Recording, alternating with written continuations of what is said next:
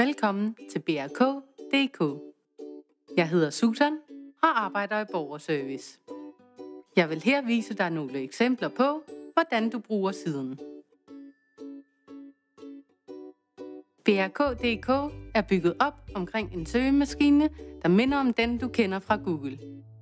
Søgefeltet midt på siden er din nemmeste vej til at få information om et bestemt emne. Du kan præcisere din søgning på flere måder.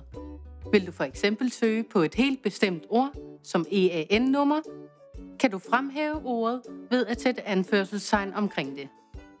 Du kan også præcisere din søgning ved at skrive mere end ét søgeord i søgefeltet. Skriv for eksempel dine 2 vigtigste søgeord. Det kunne være løntilskud og udbetaling. Tryk Enter eller klik på Søg. Hvert søgeresultat indeholder nu både ordet løntilskud og ordet udbetaling. Vær opmærksom på, at du også kan begrænse antallet af søgeresultater i menuen til venstre.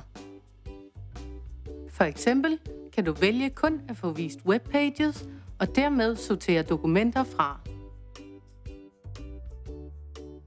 Eller vælge BRK.dk som eneste kilde og dermed udelade sider fra Borger.dk. Og under menupunktet Emner kan du vælge kun at få vist resultater i forbindelse med et bestemt emne.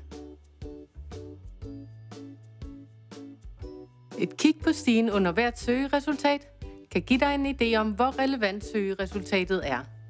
I dette tilfælde fortæller stigen, at der er tale om en selvbetjening.